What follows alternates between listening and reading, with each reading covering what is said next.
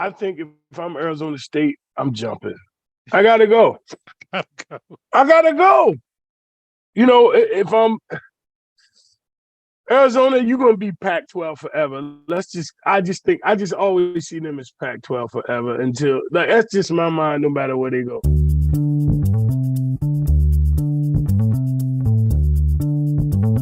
Greetings and salutations, and welcome to the Odd Coaches Podcast. I am your host, Dr. Keith Adams, and with me today is my tag team partner. And in honor of moms this week, we're going to do all moms' favorites. So he is the Bianca Belair to my Naomi in the WWE, the icon, the showstopper, the main event, and the reason why we are here. Coach Mike Francis. And Coach, I can't tell you how warm it made my heart feel to see the videos you took of you and your mom at the SmackDown tapings in DC. I am so glad she had a good time. And for this week fans, we just wanted to send our love to Mom. How you doing, man? Doing well. Thank you very much. All right. So on today's Throwdown Thursday edition of the Odd Coaches Podcast, we're going to talk about how to build a championship team. Will the Big 12 poach from the Pac-12? Yes. And we're going to do conference tournament previews for both the men's in segment 2 and the women's in segment 3, strictly for entertainment purposes only. We want to help you get your brackets ready because next week we're going to host a special taping to get everybody ready for March Madness, because Selection Sunday is March 12th. And it's the most wonderful time of the year. So, Mike, let the poaching begin. The Big 12 recently renewed its contact with 4 Pac-12 schools, as we have mentioned on the Odd Coaches Podcast. Here are the 4 schools, Mike: Arizona, Arizona State, Colorado, and Utah, as television contract negotiations for the Pac-12 continue to flounder. Yeah, we've talked about the TV deal, and you guys are dragging your feet.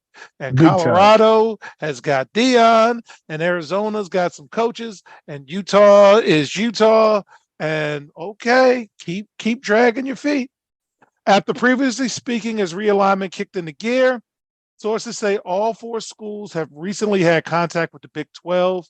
And for you geography people, it's called the 4 corners because there's a spot in the middle where all 4 of those states meet. So here's who the Pac-12 are negotiating with. ESPN is the only major TV provider. Amazon and Apple TV has long been considered potential streaming partners, but their level of interest and willingness to spend a large dollar amount for games, you ain't getting a lot of money. The Big Ten has CBS, Fox, and NBC. The SEC has ABC and ESPN. The ACC has a ridiculous deal that we will talk about a little bit later in this segment. And the Big 12 got ESPN and Fox. Ain't nothing left. Ain't nothing left. Stop. He said ain't nothing left. Ain't no meat on that bone, huh? So, Mike, we're going to flip this and say, if you are the athletic director at Arizona, Arizona State, Colorado, and or Utah, are you waiting the deal out or are you jumping ship? What would you do putting your administrative hat on? I think if I'm Arizona State, I'm jumping. I gotta go. I gotta go. If I'm Arizona, you're gonna be Pac-12 forever. I just always see them as Pac-12 forever until that's just my mind. No matter where they go, Arizona State, they can get from under. They can stop being a little sister of Arizona by changing conferences. You know what I mean? Like that's the way I would look at it. That's how I would look at it. If I'm what about Colorado and Utah? I depending on, I don't know if I do that at Colorado. Well, I might, because then I'm going to be playing teams from different time zones, which could give me a little bit of an advantage. Yeah, because those kids in Florida can see themselves play at 3:30. Exactly. You know what I'm saying? That might give me a little advantage. So I would do for if I'm Arizona State or Colorado, I do it. I'm not if I'm everyone else. If I'm Arizona, I need them to leave. So now we're I competing. can win the Pac-12. Exactly. And Because then ain't I no could. USC, ain't no UCLA, Oh, and they you gone. ain't beating these No, cats they on the gone. regular. So Right. you're So the looking at waiting it out, being the big fish, and yes, now in the the spot. little pond of the Yeah, Pac-12. Because I'm yeah. gonna beat SMU, I'm Ain't gonna no beat little pond. That Fresno, pond dried up. I'm gonna beat San Diego State. I'm gonna I'm tell gonna that. be okay. No more than no. I'm All gonna tear right. the fur off of them. So moving forward, Mike, is there anything they can do? In May of 2012, the 14 ACC members signed a 15-year media rights deal in good faith with ESPN. Notre Dame joined in all sports except football in September 2014, just so you know the Notre Dame connection. In 2016, that contract was extended to 2036. Hmm. How old we are now. That's 13 years from now. Basically, in exchange for the league getting its own network, which is another revenue source, ESPN got 20 years of cost certainty. And then it happened. The other conferences got better deals. And the bad part about other conferences getting better deals, they might get not one, but two bites of the apple before the ACC can go in and get another bite. Hmm. So Florida State's kind of pissed. They're like, look, we got to do something. We're Florida State, and we can't win in part because we're not getting the revenue that everybody else is getting. Um, but man, ACC, pretty smart schools. So let me tell you Yeah. what could be done. Let me tell you what could be done. One idea, and this is according to media reports, the main idea is the redistribution model that will award ACC schools for things like being in the CFP and the NCAA tournament, things like that. But the problem is you ain't got no money. What are you redistributing? Hey, nothing from nothing leaves nothing, He but you got to said have that. something if you want to be with me. All right. So if Florida State, Clemson, or Miami get paid more by winning the ACC, what's going to happen when Boston College and Wake Forest get less? Come That's on, a man. that's not going to happen. But they get less because they get less. Let's be honest. Florida Like State makes $32 million a year in media rights, and I can't believe we're laughing at $32 million. it's a drop in the bucket right now. When there's billions on the table, like Big like Ten getting 80, yeah, right. and you get 32. What's that So tell you? here's the legal talk. The ACC contract has been called ironclad because those schools in the ACC wanted to protect themselves. It may be patterned after what the Big 12 just did, and it cost Texas and Oklahoma, two schools, a combined 100 million each to get out. And now the Big 12 is going shopping, as you just heard, with the four schools that they're looking for. Florida State's general counsel stated that the exit fees alone would be 120 million. That ain't Jeez. that's real money. Okay. Oof. And that's not counting the grant of rights deal that they would be breaking with the networks. And again, they have Mike 13 years left on their deal. 1-3. That's a lot. So let's take fans back in the day. Let's do a history lesson. And this is going to make both Mike and I smile. 13 When the years. old Big East added football, Yes. there were 8 schools who had all types of different budgets. So the Big East eventually reached a consensus that Miami football should get extra revenue when the Hurricanes was actually the U. In Yes. basketball, 80% of the Big East TV revenue was split evenly. The other 20% went as performance bonuses based on network appearances, as well as NCAA tournament qualifications. But Miami eventually left for the ACC. Um, Moving forward to today, Gonzaga currently gets a weighted share of the West Coast Conference, but they've been trying to get out for years. Boise State get a weighted portion of the Mountain West, but they'd leave too. The Pac-12 had uneven distribution favoring USC and UCLA, and they still left. Okay. So, Mike, if you're the ACC, what are you doing? Are you just eating it? I'm like, 13 years is 13 years. I'm 50. That's a long time, I'm going to be 63, God That's willing. a long time. When that deal expires. That's a long time. I believe in the budgets being like a larger percentage for those who are really drawing the people into the conference. I don't know if I keep that contract though if I'm the ACC, bro. Bro, so the I'm ACC sorry. would have to break that contract, and Yes. you're dealing with media partners. Man, Jefferson Pilot. And remember, you have an ACC network. You got to have ACC content for the ACC network. Okay.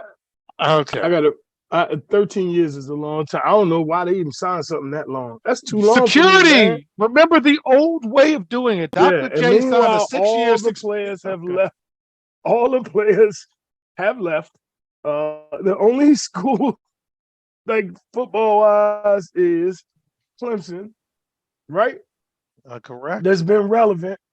Basketball, if it wasn't for the North Carolina-Duke rivalry, would we even be discussing the ACC right now? Wow, maybe Syracuse?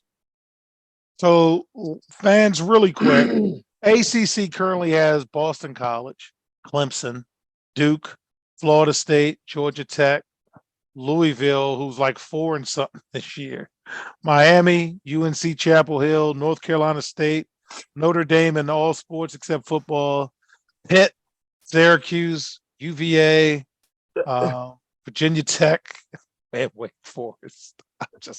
The Notre Dame all but football, all it tells you. The largest school in the ACC is Florida State with 45,000 folks.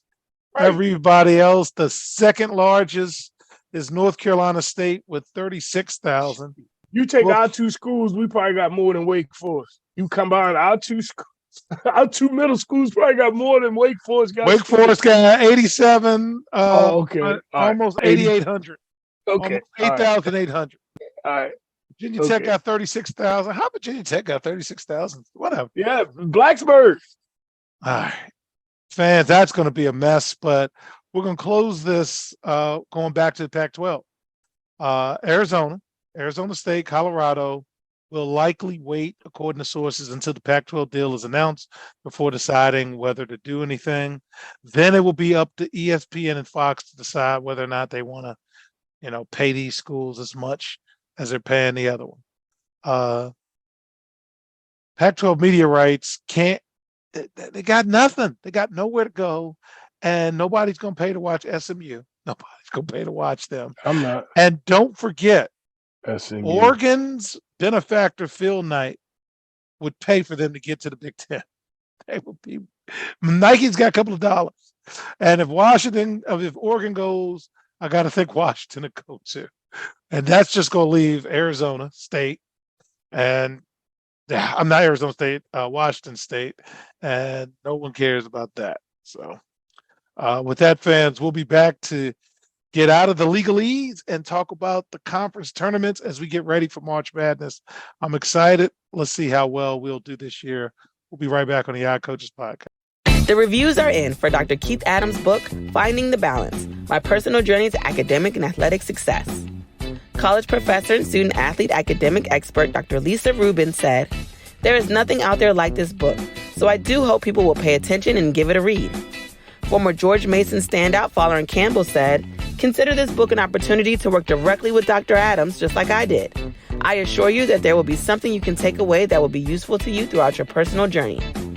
Ryan Waite, a recent college graduate who is a software engineer, said, "I like how the book is based on research, which makes it good for general students as well as student athletes."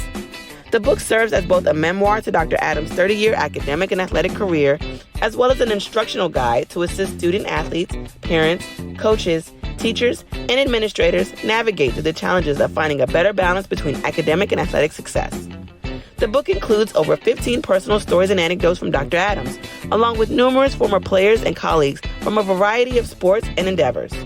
You can order your copy at www.ckasaveproject.org. From the main page, simply click CKA Save Project Services and order the Find the Balance book. For more information, contact Dr. Keith Adams by email at cka@ckasaveproject.org. Welcome back to the Odd Coaches Podcast. In segment 2, we're going to get you ready for the men's NCAA tournament. Let's get started. So, Mike, top 5 in the net ranking. Oh.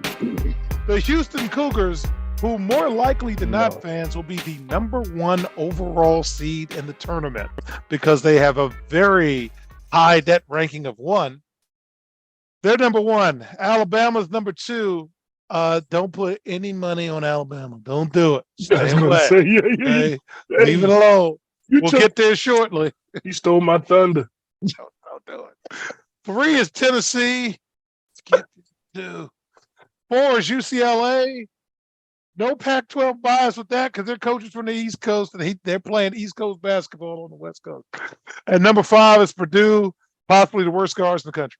I mean, it's going to be hard to have worse guards than Purdue's guards, man. It's hard. I don't know how you have a player of the year candidate don't throw in the ball. I understand. Okay. But anyway, here are the highest ranked mid-majors. St. Mary's is 8. Gonzaga's 9. Florida Atlantic is 15. You better hope they win that damn tournament because they're going to get it at large. Better hope they win.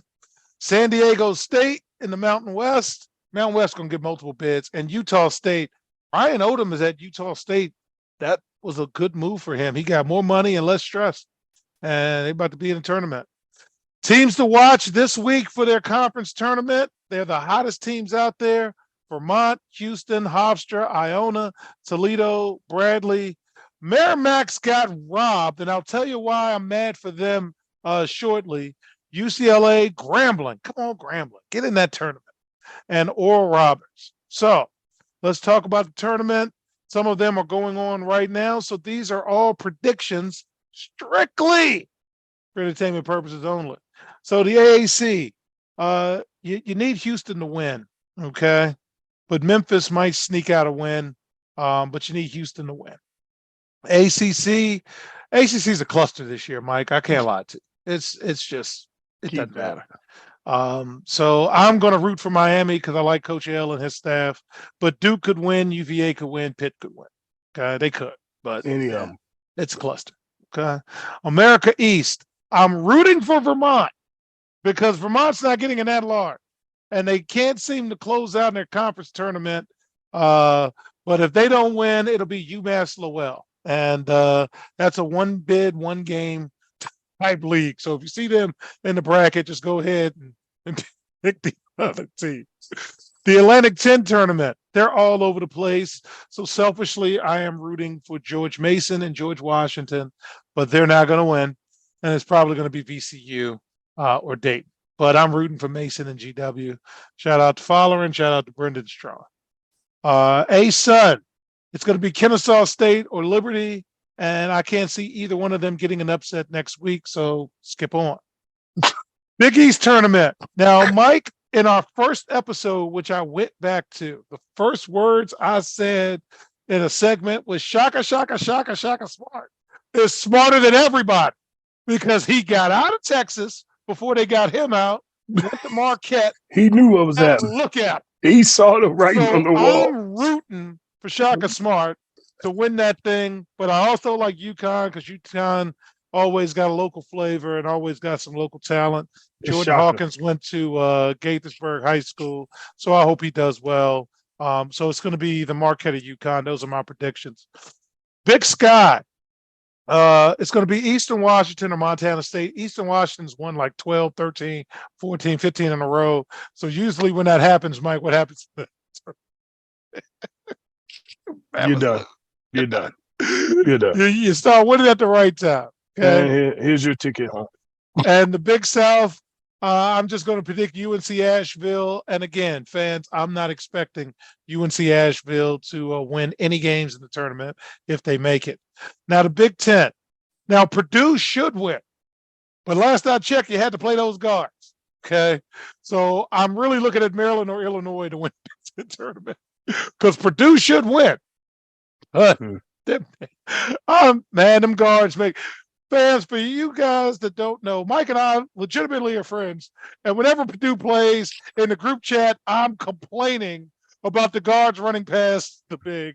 So, Mike, am I just being too hard on Purdue? No, you're not. You know, we talked about. I told you my father would call them happy guards. They so happy they got the ball, they forget everybody else on the team. Goodness. And they don't play through the big fella, man. They bad, man. They bad.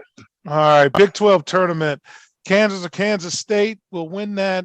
Kansas just got mollywopped at the end of the season, so they're staggering into the postseason. Kansas State, I kind of like their story. I kind of like their coach. Coach came from Baylor, so I'm going to go with Kansas State. And shout out to my good friend, Dr. Lisa Rubin. Hopefully I can catch up with you in June at the N4A conference. Big West in Henderson, Nevada. And Mike, again, when I was in Las Vegas, I told you I was looking at Nevada because my wife says we can go live there a year or two. We're looking at UC Irvine or Cal State Fullerton. And fans, I'm not looking for them to win a game in the first round. So you have a safe pick to pick against them in the tournament, whoever gets in, because ain't but one team coming in that thing. Colonials in Washington, D.C. playing at the Entertainment Sports Complex. It's going to be the Hofstra or Charleston, and both teams I'm predicting will be in the NCAA tournament. So they're going to steal a bid from somebody. Conference USA. SEC. They're going to steal from somebody. You got Florida Atlantic. You better hope Florida Atlantic wins. Or Middle Tennessee State, but you got to root for Florida Atlantic if you want one of your big schools to sneak in a tournament who don't deserve it. The Horizon League, Youngstown State, root for them. But again, when they get a tournament, they're going to lose. Whatever. Ivy League, it's going to be either Yale or Princeton. Fans, here's where we're going to stop. It always is. Well, in the MAC, it's Iona. And if you see Iona against your favorite team, be scared, be afraid, be very afraid, because that is Rick Pitino on the sidelines, and he always got something to prove. And again, if Iona gets in, I'll be looking at who they play, because if they play one in the middle of the pack, Power 5 schools, they're going to beat them. Okay, they got a good chance. One of them 7-10 games, something like that. Hate that stuff. Yeah, man. You don't want to play Iona. Stay away from he know how to get that thing going and popping in the tournament. He's a master of that in the tournament. You know that. All right. So the MAC is the Metro Atlantic, and this MAC is the Mid-America Conference. It's going to be Toledo or Kent State, and feel free next week to go against either Toledo or Kent State. In the MEAC, Howard won again. So Mike, Howard won the football championship, a share of it at least, and Howard won the regular season basketball championship. So can Howard win the MEAC tournament, man? Well, if Howard doesn't win the MEAC tournament, look for Central, North Carolina Central, Norfolk, or my dark horse, which is my dream school when I wanted to be a Division I coach.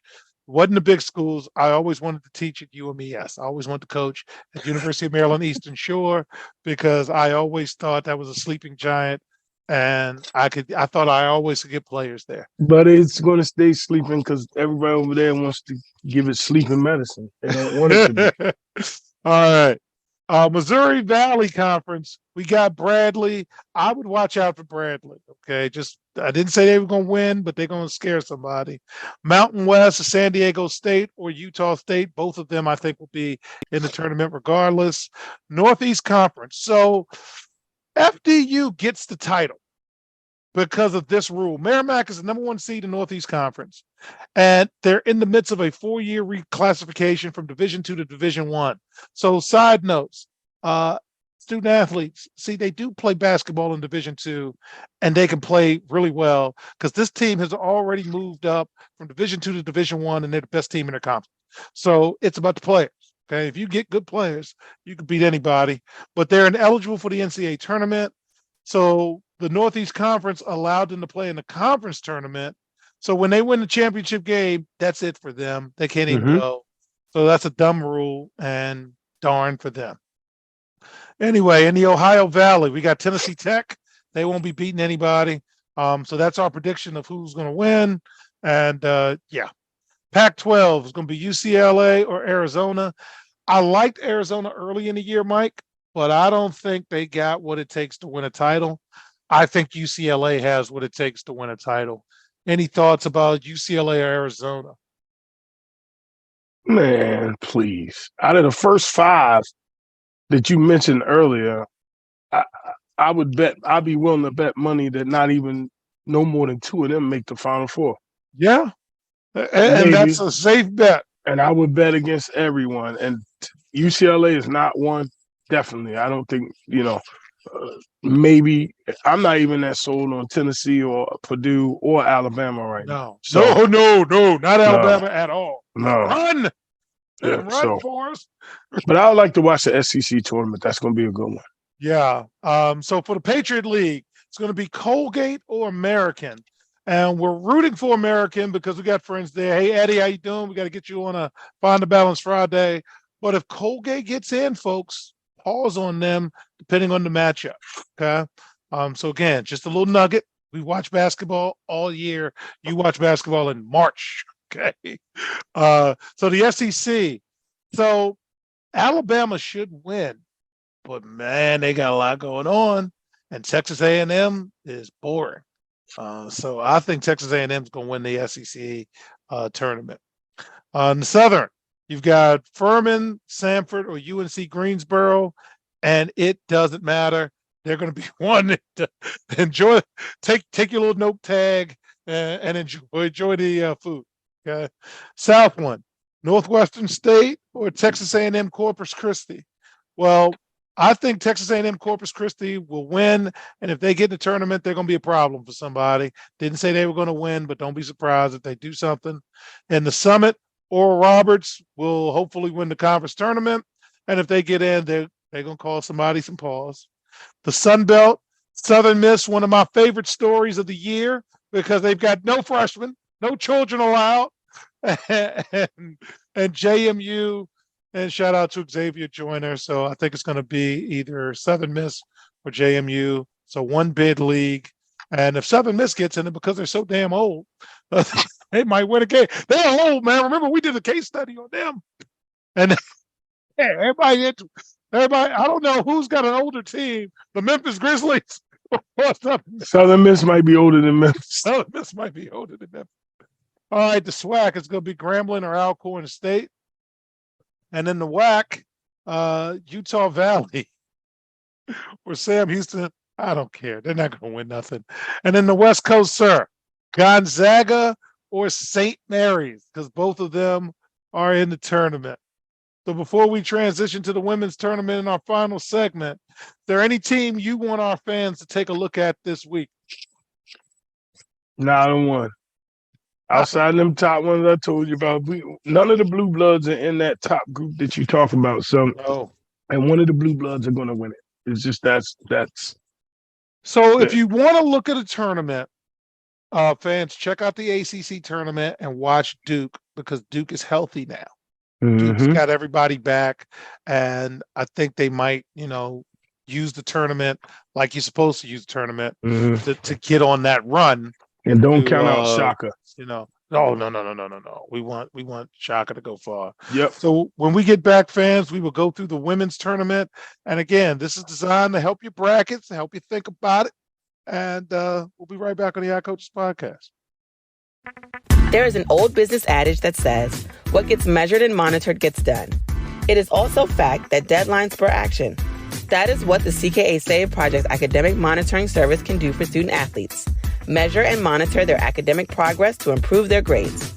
Our academic monitoring services provide ongoing academic support for student athletes for a designated period of time. Our academic success coaches work with student athletes on time management and organizational skills, along with improving their ability to self-advocate. Every few weeks, our academic success coaches meet with student athletes to assess their academic progress as well as provide ongoing academic advising. If needed, student athletes have access to CKA learning specialists who provide virtual core subject academic support for student athletes. For more information, visit us on the web at www.ckasaveproject.org or schedule a free virtual consultation with Dr. Keith Adams by email at cka@ckasaveproject.org. Welcome back to the Odd Coaches Podcast. And in segment 3, we're going to get you ready for the women's basketball tournament week. All right. So, first of all, let's get to the net rankings. And fans, as we tell you, the women's tournament is top heavy, meaning the good teams are winning, and they've been winning all season. So, number 1 in the net rankings is South Carolina. Number 2 is LSU, but they just lost to Tennessee in the tournament. Number 3 is Stanford. They lost in their tournament. Number 4 is Indiana. They lost in their tournament. And number 5 is UConn. The highest ranked mid-majors. Middle Tennessee State is 28. The highest ranked mid-major is 28. South Florida is 30. Columbia is 35. Florida Gulf Coast is 37. And South Dakota State is 38. Teams to watch: Liberty, Florida Gulf Coast, Vermont, Virginia Tech. Put a star by Virginia Tech's women's team. Gardner-Webb, Long Beach State, Green Bay, Princeton, Toledo, Belmont, UNLV, Little Rock. South Carolina still ain't losing. Jackson State, and again, South Dakota State. So let's get to the tournament predictions. In the AAC, it's going to be UCF or Memphis, but I don't see a long trip for them. I got Virginia Tech in the ACC, and again, once those brackets come out, Virginia Tech's going to be a problem, folks. Okay. America East, Vermont or Albany. It's going to be a short trip. Atlantic 10, UMass, short trip. ASUN is going to be Florida Gulf Coast or Liberty, short trip. The Big East is going to be UConn. I don't know how healthy UConn is right now, though. So I think they might be at the top of what they've been all season, though, as far as health concerns. I think this might have been the healthiest they've been all season right now. Yeah, so I don't know if AZ is playing again, but UConn has been, still winning games. And looking at this, AZ Fudd to make return. So, man, if she can keep this thing going, she scored 10 points after missing 14 games. So I know her dad very well. We're going to root for them. In the Big Sky, Northern Arizona or Sacramento State, Mike? No, thank you. Now, in the Big South, Gardner-Webb should win the tournament, and they might be a problem. So keep an eye on them. In the Big Ten, I'm going with Iowa. Caitlin Clark's a ball player. Man, please. I like her. She can shoot. Yeah, she can shoot. Anybody can shoot with 3 steps. Give me an extra step. I can shoot too.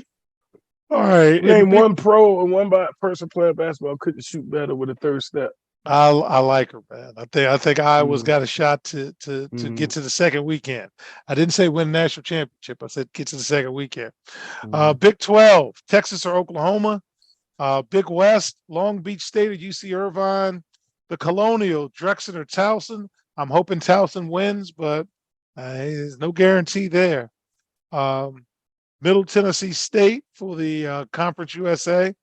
In the Horizon League, Green Bay or Cleveland State, and both of them may upset somebody on the first weekend.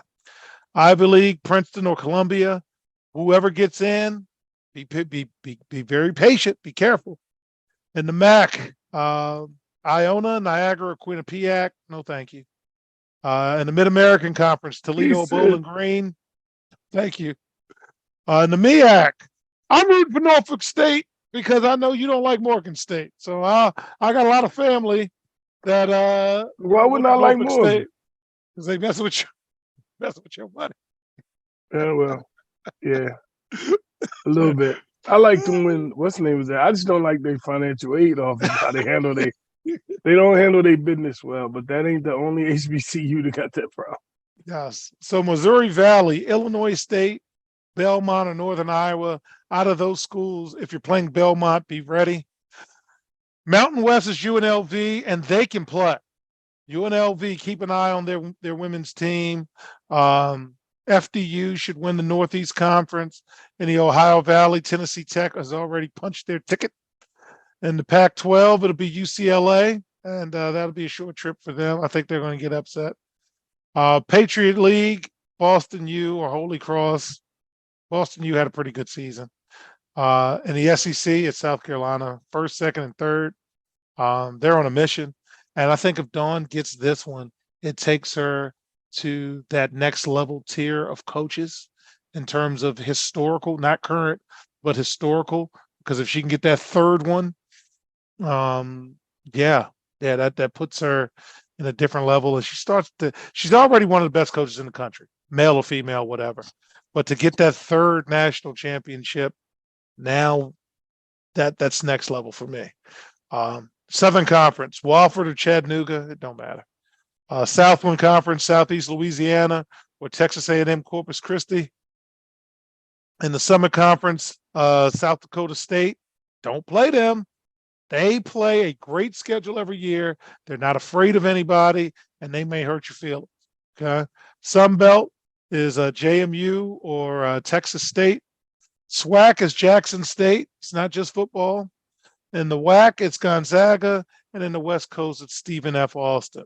So, Mike, as we close this week, like for you to give some parting wisdom to our audience in terms of how you build a championship team. It's March now. You're playing for championships.